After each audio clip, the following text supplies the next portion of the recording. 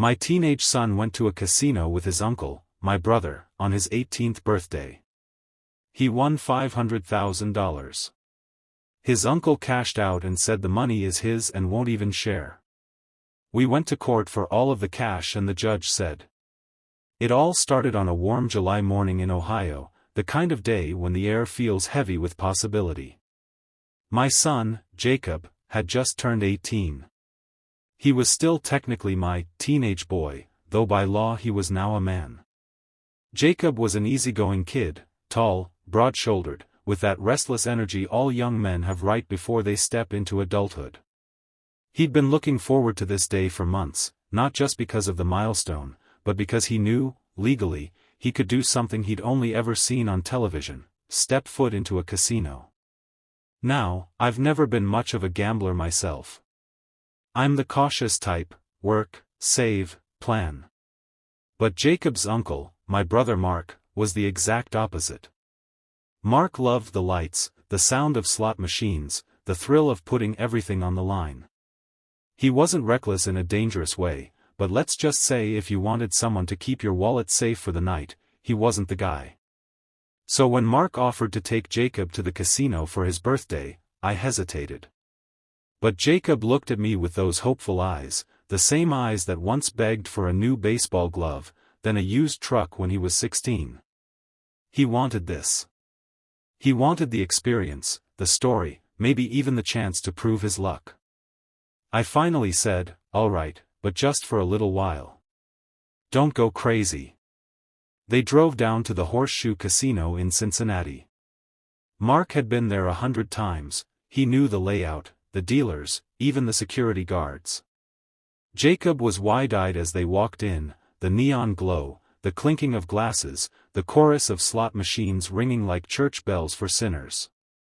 Mark slipped a few bills into Jacob's hand. "Start small, kid. Don't waste your birthday luck all at once."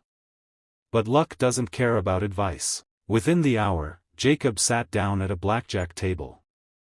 He didn't know much beyond the basics I'd taught him on rainy Sundays when we played with a deck of cards at the kitchen table. But that night, something was different. Every hit, every hold, every double down, it was like the cards bent in his favor. People started gathering around, whispering about the teenager with a birthday glow. Then came the final hand. Jacob bet big, far bigger than Mark told him to. The dealer turned over a bust, and just like that, Jacob's stack exploded. He went from a few chips to a mountain. The pit boss walked over, confirmed the total, and the dealer grinned like he'd just seen history. Jacob had won over $500,000. $500,000. On his very first night in a casino. On his 18th birthday. Jacob was shaking, half from excitement, half from disbelief. He looked at his uncle. Mark's face was unreadable, but his hands moved fast. He grabbed the chips, walked them over to the cashier's window, and cashed the entire thing out under his own name. When Jacob realized what happened, he froze. "Uncle Mark, what are you doing?" Mark shoved the receipt into his pocket. "Kid, you wouldn't even be here if it weren't for me. My idea, my casino card, my know-how. That money's mine. I'll buy you something nice." Jacob's jaw dropped. His hands shook. "That's my money. I played. I won." But Mark just laughed, a cold kind of laugh. "Welcome to adulthood, kid. Consider this your first lesson: the world doesn't give you anything. You take it." When Jacob came home from the casino that night, he looked like someone had stolen the air out of his chest. He slammed the door behind him, hands trembling, face pale. "Dad." Uncle Mark cashed out. He said the money's his. "All of it." My jaw tightened. "All of it? Jacob, how much are we talking?" He swallowed. $500,000. $500,000. I nearly dropped my coffee mug. "What? Jacob, you're telling me you won that money? You played with this hands, you sat at the table?" "Yes. His voice cracked. It was me, Dad. I placed the bets, I won. But Uncle Mark, he just took it like I don't exist. I put my arm around him, trying to calm the storm raging inside me. Don't worry, son. I'll handle this. I said, looking into his eyes. It was pale, filled with rage. My heart broke for him. I've never seen him like that. My boy, who never asked me for much, who mowed lawns all summer just to pay for his old car, who always shared with his younger sister, he just had $500,000 stolen by his own uncle. My wife was devastated. She never liked Mark from the days they first met. She never hid her feelings about him for once. I instantly felt ashamed thinking of what'll be going on in her head that moment. That night, I called Mark. He picked up on the second ring, sounding far too relaxed for a man sitting on my boy's fortune. Mark, I said, my voice firm, we both know what happened. Jacob won that money. You had no right to take it. On the other end, he chuckled, a cold, smug laugh that made me want to throw some punches into the wall. Listen, brother, he said, without me, that kid wouldn't have even been in the casino. He used my player's card, my connections. I cashed it out. That money's mine now. End of story. I clenched my fist so hard the phone nearly cracked. End of story? That's your nephew. He trusted you. He's 18, his first day as a man, and you rob him blind? You think I'm gonna sit here and let that slide? Hey, Mark said, his tone turning sharp, life ain't fair. Consider it a lesson. Tell the kid to be grateful I took him in the first place. Maybe I'll throw him a couple grand for a birthday present. Half, I snapped. You hear me, Mark? Half of that money belongs to Jacob. At least give him what's right. There was silence for a moment. Then he said, no. It's all mine. Try and take it from me if you think you can. And then he hung up. I stared at the phone, my blood boiling. My son sat on the couch, eyes wide, waiting for me to tell him it was all some kind of misunderstanding. I knew what I had to do. In our family, news like this couldn't stay quiet. If Mark thought he was going to get away with it, he had another thing coming. The first call I made was to my parents, our mom and dad. Dad, I said as soon as he picked up, you're not going to believe what your son just pulled.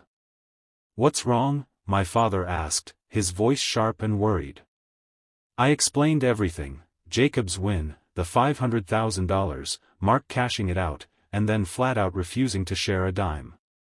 There was a long silence on the other end.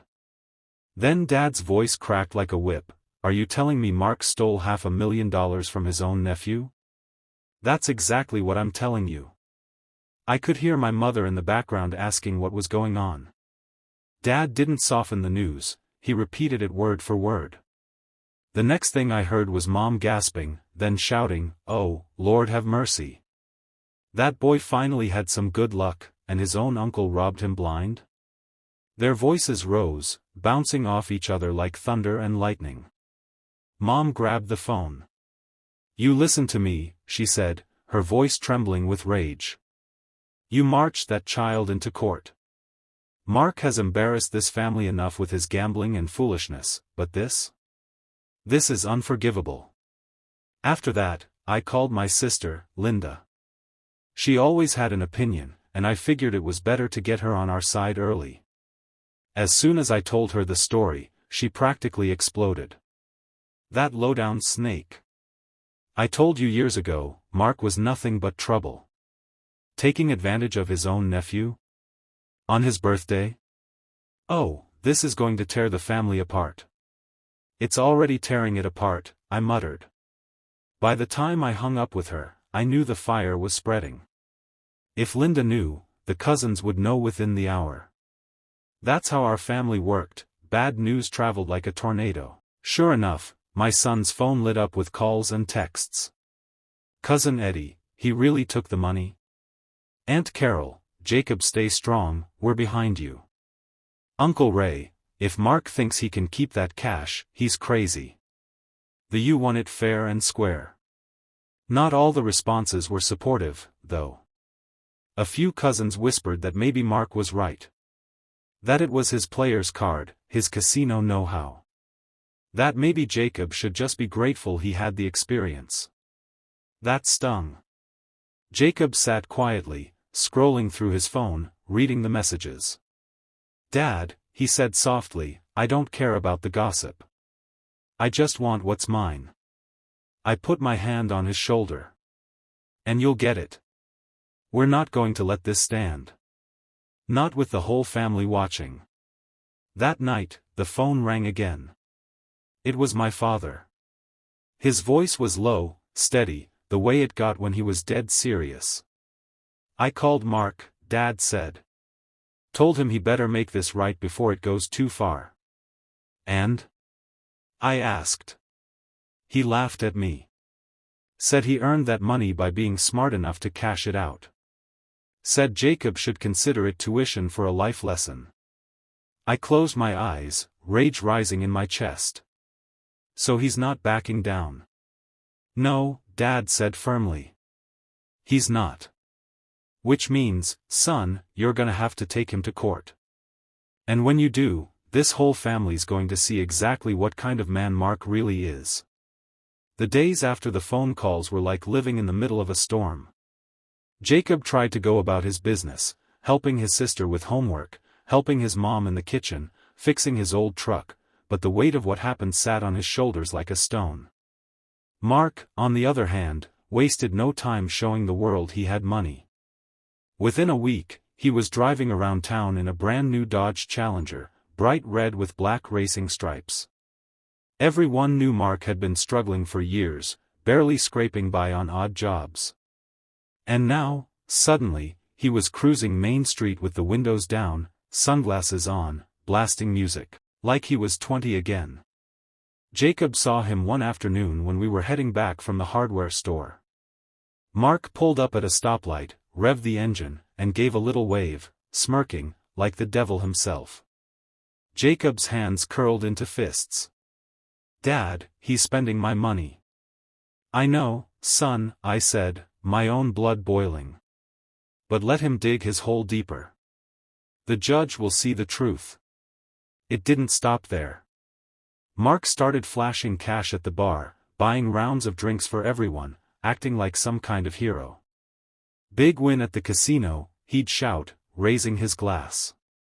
"Luck's on my side." He never once mentioned Jacob. Word spread fast.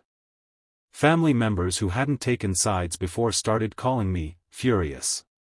Aunt Carol said, "He's making a fool of himself, showing off money that isn't his. He's dragging our whole name through the mud." Even Grandma MJ, who always defended Mark no matter what, finally cracked. She called me late one evening and said, "If he doesn't give that boy his money, I don't ever want to see him at my table again." But Mark didn't care. The more the family turned against him, the more reckless he became. He bought a boat, yes, a boat, and parked it in his driveway like a trophy. He posted pictures online, grinning with piles of cash, writing captions like, "Work hard, play harder. Winners win." Jacob scrolled through those photos one night, sitting at the kitchen table. His eyes watered, but he blinked hard, refusing to let tears fall. "Dad," he whispered, "he's laughing at me. At us." The tension in the family hit a breaking point at Sunday dinner. We'd gathered at my parents' house, like we always did once a month. Grandma was in her usual spot at the head of the table, hands folded on her lap, and Jacob sat beside me, stiff as a board. I hadn't planned on Mark showing up, frankly, I didn't think he had the guts, but halfway through the meal, his new Challenger rolled up the driveway like a declaration of war. He strutted inside wearing a gold watch and a leather jacket that still had the tags dangling from the sleeve. He hugged Mom, gave Dad a pat on the back, and sat down across from Jacob with a smirk plastered on his face. "Nice spread," he said, grabbing a biscuit. "Guess I'll bring dessert next time. Maybe from that new bakery downtown." They sell pies for $50 a pop. Course, not everyone can afford that. Jacob stared at his plate, jaw tight. Finally, Aunt Carol couldn't take it anymore. She slammed her fork down. You ought to be ashamed of yourself, Mark. Parading around with money that doesn't even belong to you. Mark leaned back in his chair, grinning. Doesn't belong to me? I cashed it. My name's on the receipt. Sounds like mine to me. That boy won it, Carol snapped, pointing at Jacob. Your nephew, on his birthday. You're supposed to be the fun uncle, not the thief uncle. The room went silent. Even Grandma's eyes narrowed. Dad cleared his throat. Mark, I gave you the chance to make this right. I told you man to give Jacob what's his. You ignored me. You laughed in my face. Now you're sitting here rubbing it in front of him. That's low, even for you. Mark waved a hand. Oh, come on. It's not like the kid needs $500,000 at 18. He wouldn't even know what to do with it. At least I'm putting it to use. Jacob finally spoke, his voice steady but sharp. You're right, Uncle Mark. I wouldn't blow it on cars and boats. I'd use it to pay for school, to help my family. You think this makes you smart? No, it just makes you a thief. The words landed like a punch. For the first time, Mark's smile faltered. He stood abruptly, chair scraping across the hardwood floor. You all think I'm the bad guy, he said, looking around the room. But when I walked into that casino, I didn't see Jacob's name on anything. I saw mine. You don't like it? Too bad. I earned this money by knowing how the system works. Grandma's voice, frail but firm, cut through the air. You didn't earn a thing, Mark. You stole. And from your own blood. Don't you ever come into my house again until you've made this right. Mark's face darkened. He grabbed his jacket and stormed out.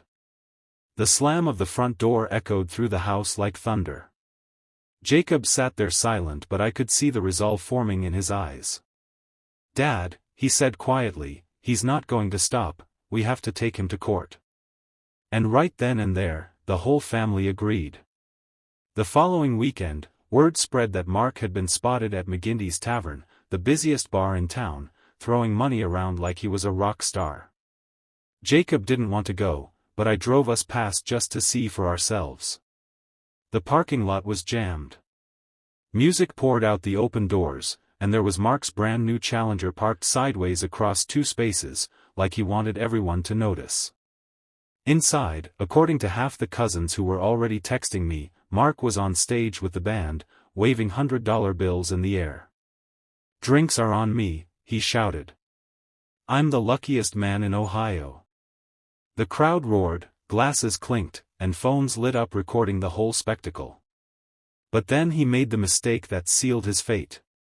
He held up the mic and said, "My nephew thinks he won this money." Ha! Kid barely knows how to hold the cards. I'm the one who cashed it out, I'm the one who got the money. That makes it mine, fair and square. The bar exploded with laughter and cheers, but the videos spread like wildfire. Within hours, clips were on Facebook, TikTok, and even the local news. The caption said it all. Uncle steals nephew's jackpot, brags about it at bar. When Jacob saw it, his face went pale. Then red. Then steady, like stone. He's mocking me, Dad. He's mocking all of us. I nodded. And now the judge will see it, too. After the video of Mark's little stunt at McGinty's, I drove Jacob into town. We parked outside a brick building with a polished brass plate that read, David and Associates, Attorneys at Law. Inside, the office smelled of leather and old books. We sat across from Mr. David Carter, a man in his late 50s with silver hair, wire-rimmed glasses, and the kind of calm, steady presence that made you feel like nothing could shake him. So, Carter said, folding his hands on the desk, I hear your son hit the jackpot, and your brother decided to keep the winnings. Jacob nodded stiffly. It was my money. I played the hands. He just stole it. Carter raised an eyebrow. Did you gamble under your own name? Jacob hesitated. No. Uncle Mark gave me his player's card so I could sit at the table. But I was 18, legal age. The dealer knew it was me playing. Everyone at the table saw me. Good, Carter said, jotting notes. That's the key. The casino might have credited the chips under his account, but the law cares about who placed the bets. And if you were of age, that makes you the rightful winner. Do you have witnesses? Jacob nodded. The dealer. The pit boss. Even people who watched, strangers were clapping when I won. I leaned forward. And we've got video proof that Mark's been bragging around town, saying Jacob didn't win it, that he took it for himself. The whole bar saw him. Carter smiled thinly. That will play beautifully in court. He laid out the steps for us. 1. File a civil lawsuit against Mark for fraud and conversion of funds. 2. Subpoena the casino's security footage and staff testimony. 3. Present the bar video as evidence of Mark admitting what he did. 4. Demand full restitution, every cent of the $500,000, plus damages. By the time we walked out, Jacob's shoulders seemed lighter. He finally had someone fighting for him who knew the ropes. The next week, the paperwork was filed. Mark was officially served. I'll never forget the look on his face when the deputy handed him the envelope on his front porch. His smirk faltered just for a second, but then he barked out a laugh. You think you can beat me in court? You're dumber than I thought, he shouted across the lawn. But that night, family members had heard the news. Some cheered us on, saying it was about time. Others warned, Mark's not going to go down easy, he'll fight dirty. Jacob just stood there, holding the copy of the lawsuit papers in his hand, and said quietly. Good. Let him fight. I've been waiting for this. A few weeks after filing, Carter called us back into his office. Stacks of paperwork covered his desk. Mark's lawyer has responded, he said calmly. They're claiming the money was legally his because it was cashed under his name. But that's not how the law works, and we're going to prove it. Next step, depositions. Jacob frowned. What's that? It means, Carter explained, we sit your uncle down under oath and ask him questions. Same for you, Jacob. Same for anyone who was involved. Everything gets recorded, and if he lies, we'll catch him. The first deposition was Jacob's. My boy sat tall, wearing his best shirt and tie, but I could see the nerves in the way he tapped his foot under the table. Mark's lawyer, a slick man named Davis, leaned forward. Jacob, you admit you were using your uncle's casino card that night, correct? Yes, Jacob said evenly. But I was the one placing the bets. The dealer saw me. Everyone saw me. And without that card, you couldn't have played. Isn't that right?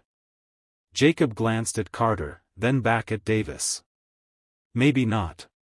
But the cards I played, the choices I made, that was all me. The win is mine. I felt a swell of pride. He wasn't backing down. Then came Mark's deposition.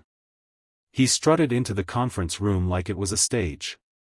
But once the stenographer swore him in, his swagger faltered just a touch. Carter's voice was calm, almost too calm. Mr. Mark, did you personally place the bets that resulted in the $500,000 win? Mark shifted in his seat. Well, no, technically Jacob played the hands. Thank you, Carter said smoothly. So to be clear, you did not win the money. Jacob did. Mark's lawyer jumped in. Objection. That's mischaracterizing. Carter said firmly. The record will reflect the answer. Mark's face went red. He tried to cover. But it was my card, my account. That makes the winnings mine. Carter leaned forward. And yet, you admitted under oath that Jacob played. Correct? Mark clenched his jaw. Yeah. But so what? So what, Carter repeated, smiling faintly, is exactly what the judge is going to decide. The depositions didn't stay private for long. Aunt Carol was called in as a witness, and she didn't hold back. I was there at Sunday dinner, she said, voice sharp. Mark bragged about stealing the money. I told him to his face he should be ashamed. He just laughed. That boy, Jacob, was crushed. Even Grandma gave a statement, her frail hands shaking as she swore to tell the truth. Mark embarrassed this family. I don't care what the casino receipt says. That money belongs to Jacob, and God will judge Mark if the court doesn't. The more witnesses came forward, the clearer it became, Mark was standing alone. But that didn't stop him. Word around town was that he hired a PR man to spin the story, telling anyone who'd listen that Jacob was just a kid who didn't understand how the world worked. Mark even went on a local radio show, bragging that he was the real winner and daring us to prove him wrong in court. When Jacob heard it, his hands shook with fury. But Carter just smiled. Let him talk, he said. Every word he says will hang him at trial. By the time fall rolled around, Mark wasn't just showing off his challenger anymore.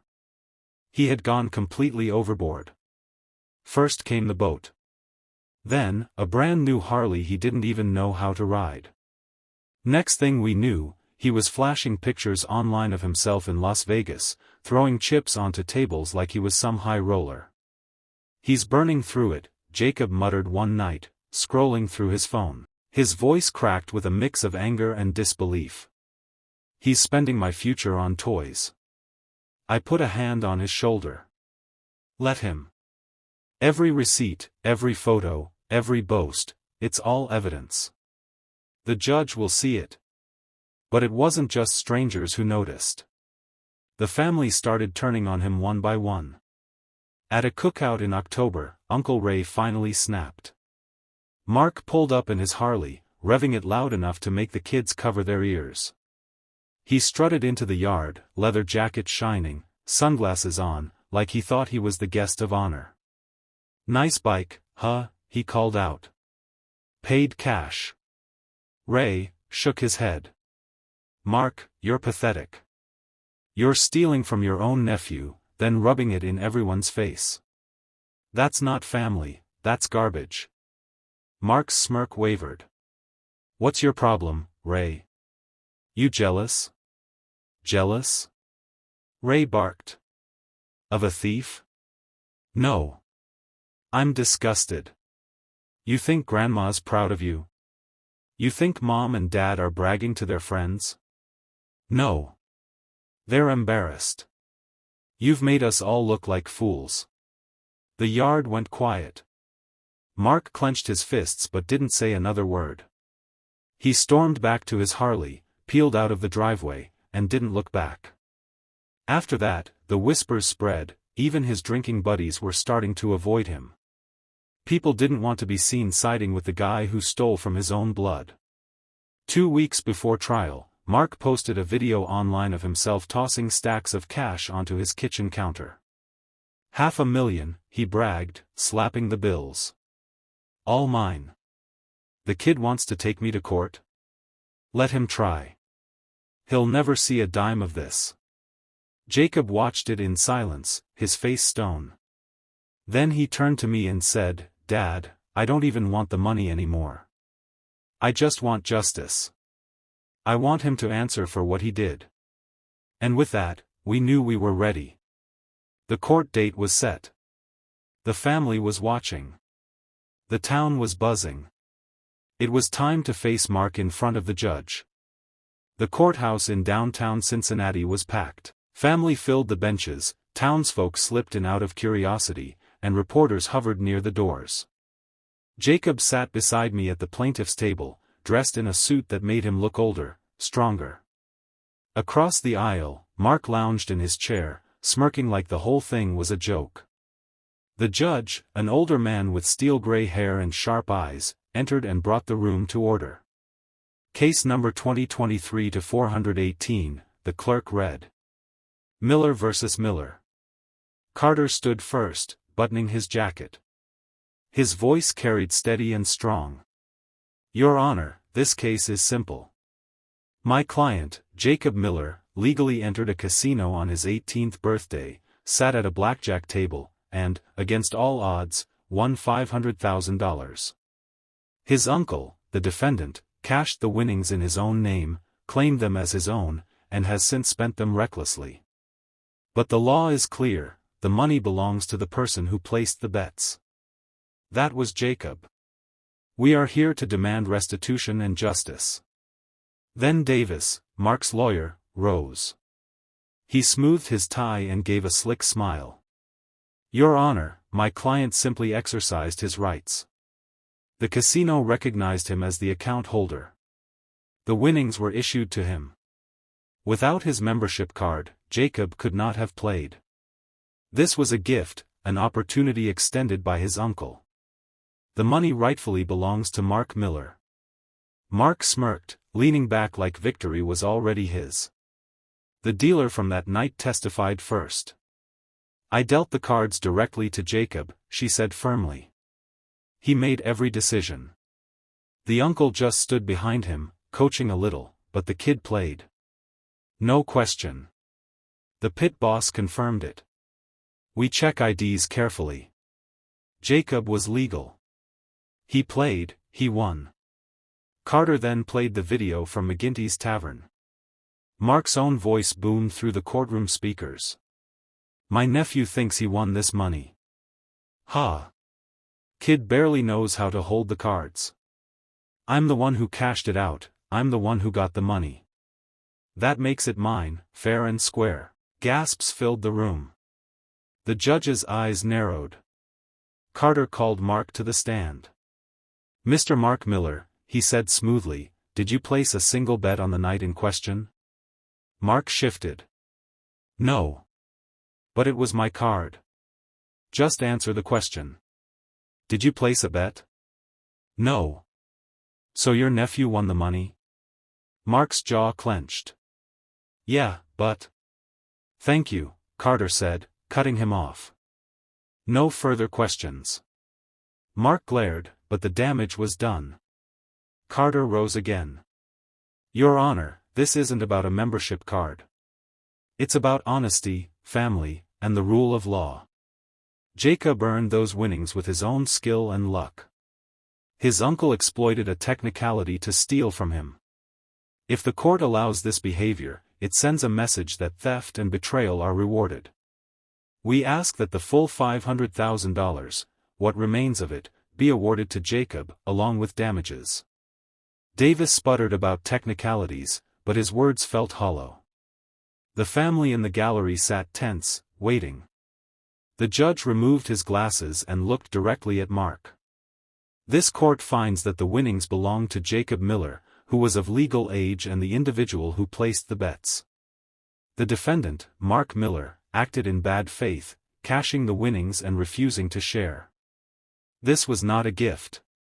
This was theft, plain and simple. He banged the gavel.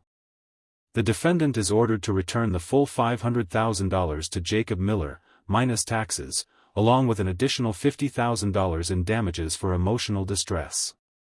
Court adjourned. The room erupted, cheers from family, murmurs from reporters, and a sharp gasp from Mark. Jacob turned to me, tears in his eyes, and whispered, "We did it, Dad." Weeks later, the money was secured in Jacob's account. He didn't run wild with it. He paid for college tuition, bought a reliable truck, and tucked the rest into savings. As for Mark, his car was repossessed, his boat sold at auction, and his reputation shattered. At Thanksgiving, his chair sat empty. Nobody asked where he was. Jacob, though, sat tall at the table, a young man who had learned a hard truth early, that sometimes the biggest gamble isn't on cards, it's on family. And that day, in the eyes of the law and everyone who mattered, he won. It was 3 months after the verdict when the phone rang late one Saturday night. Jacob was home from college for the weekend, sitting at the kitchen table with his laptop and a mug of coffee, working on an essay. I picked up the phone, but the line went quiet. Then a familiar voice rasped through the static. "Hey, kid. It's Uncle Mark." I froze, then handed the phone to Jacob. His eyes narrowed, but he took it. "What do you want?" Jacob asked flatly. Mark chuckled, though it sounded hollow, tired. "Listen, I've been down on my luck lately. The casinos have been cold. But you, man, you've got the touch. That night you won $500,000? I've never seen luck like that. I was thinking," he paused, voice lowering to a conspiratorial whisper. "Maybe you come play with me again. I'll stake the buy-in. We'll split the winnings. 50-50. What do you say?" Jacob stared at the phone, lips tightening. For a long moment, he didn't answer. I could see the memories flashing through his mind, the stolen winnings, the court battle, the humiliation. Finally, Jacob's voice came out sharp and steady. "You still don't get it, do you? I don't need casinos. I don't need luck.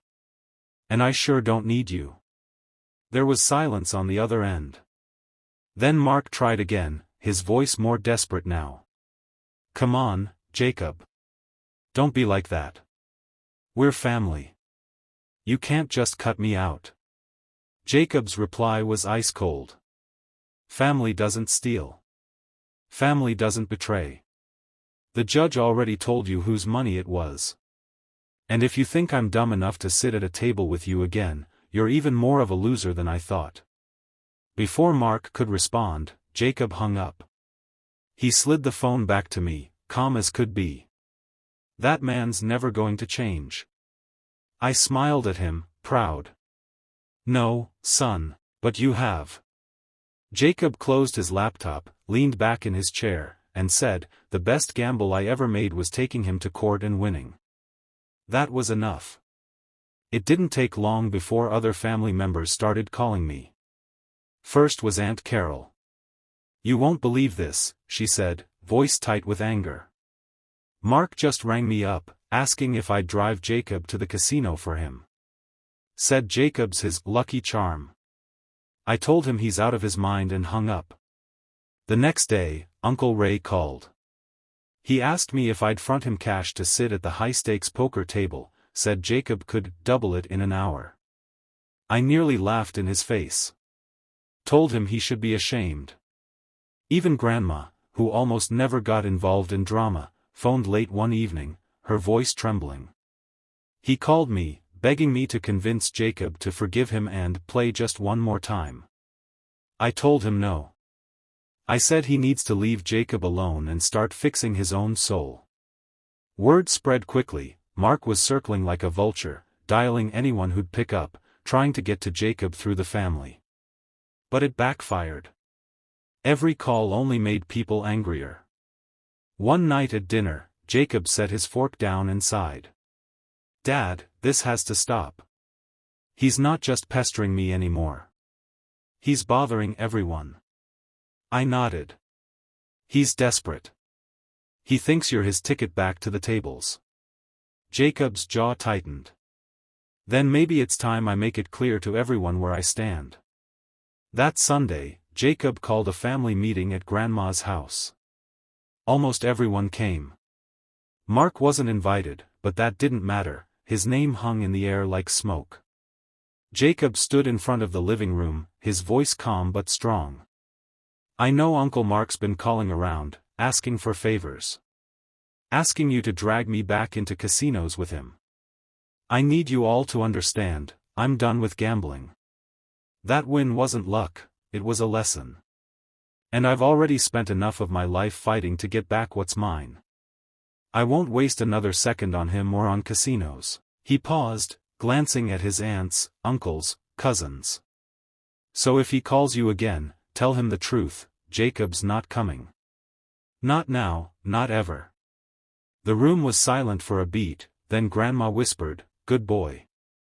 Uncle Ray clapped him on the back. Aunt Carol smiled through tears.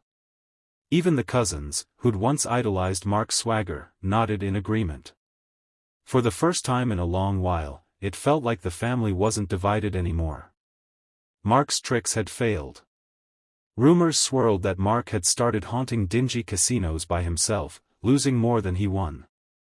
He was seen at gas stations buying lottery tickets in stacks, muttering under his breath about his lucky nephew. But none of it mattered anymore. He could call every relative in the book, but nobody was answering. For Jacob, that chapter was closed. The end. Please subscribe.